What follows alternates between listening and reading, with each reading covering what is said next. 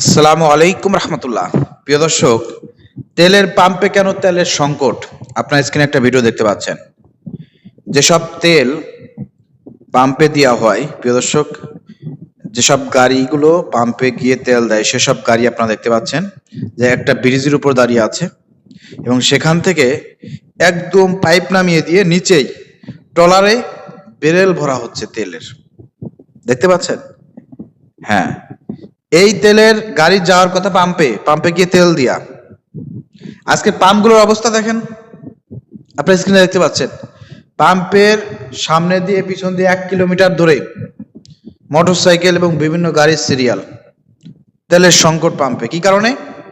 কারণ এই পাম্পে যদি তেল বিক্রি করে সেখানে কিন্তু দাম বাড়বে না। বেশি দামে তেল বিক্রি করার কোনো সুযোগ নাই পাম্পওয়ালাদের।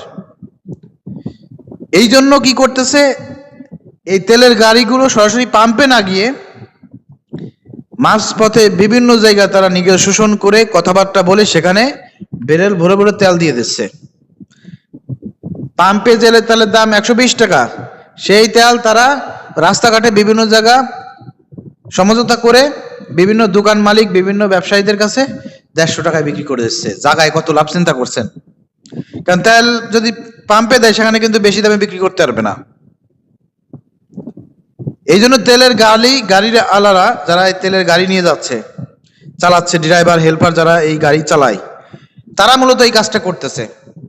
কোম্পানি তাদেরকে কিন্তু একটা রেট দিছে যে আপনারা তেলের পাম্পে গিয়ে দেবেন, এই কয়টায় নেবেন, কিন্তু তেলের পাম্পে দিলে পারে তো লস। ওই সুযোগটা ওই হেল্পার এবং ড্রাইভার কি করতেছে, ওরা বিভিন্নভাবে লোকজনকে ফোন দিয়ে নেগোশিয়েশন করে কথাবার্তা বলে ওই যে একটা গোষ্ঠীকে তেল দিয়ে সেখানে তারা কেজি প্রতি 50-60 টাকা লাভ করে নিচ্ছে মাঝপথে। মালিক তো আর জানে না, মালিক তো জানে তেল পাম্পে দেওয়া হচ্ছে। বুঝতে পারছেন? কিন্তু এই ফাঁকে মাঝখান দিয়ে কিন্তু তারা লক্ষ লক্ষ টাকার মালিক হয়ে যাচ্ছে এই ড্রাইভার হেল্পাররা।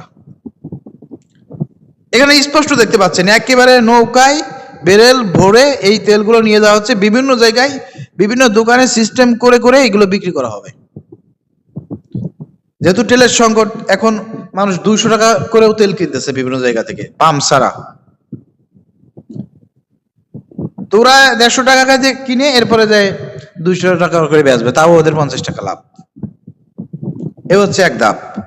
আর এক ধাপ হচ্ছে, প্রিয় দর্শক, এরপরে যে তেলগুলো পাম্পে আসতেছে, পাম্পে আসার পরে পাম্প আলাদা তো ওইখানে যারা মালিক আছে, কর্মচারী যারা আছে, মালিক তো আর থাকে না, কর্মচারী যারা আছে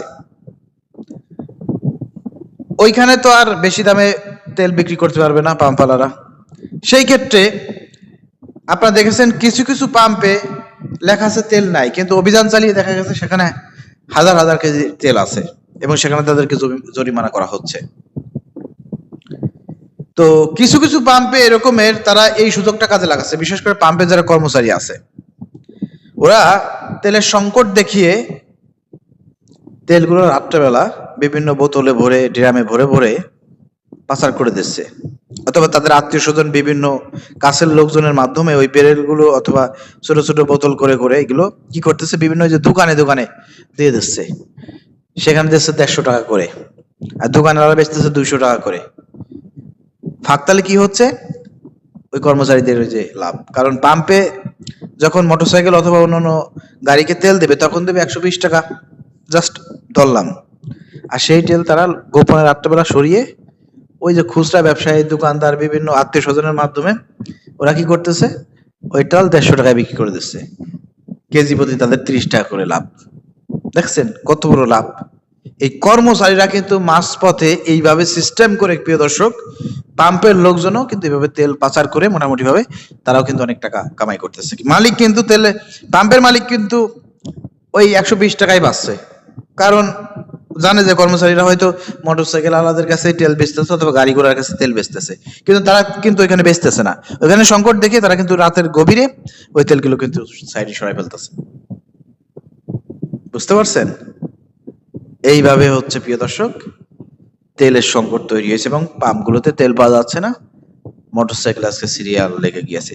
এটা সারা বাংলাদেশে এরকমের মাঝখান দিয়ে এই কর্মচারীরা এইভাবে লাভবান হচ্ছে এবং তারা লক্ষ লক্ষ টাকা ইনকাম করে যাচ্ছে এবং করতেছে। এই জন্য এই বিষয়টা নজরদারি করা দরকার এবং এখানে যারা জড়িত থাকবে তাদের বিরুদ্ধে কঠোর ব্যবস্থা গ্রহণ করতে হবে।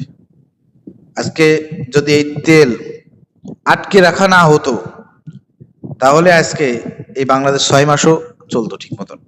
কিন্তু এই যে তেলের দাম বাড়বে এই জন্য তেল আটক রেখে দাম বাড়ায় দেওয়া হয়েছে, অথবা ওই যে সিস্টেম করে আনলিগেল ভাবে দাম এগুলো বিক্রি করা হচ্ছে বিভিন্ন জায়গা, পাম্প ছাড়া, এভাবেই হচ্ছে। তো এইসব বিষয়ে সরকার তদারকি করা দরকার। ঠিক আছে প্রিয় দর্শক, আশা করি আপনাদেরকে বুঝাইতে পেরেছি কেন আজকে তেলের সংকট।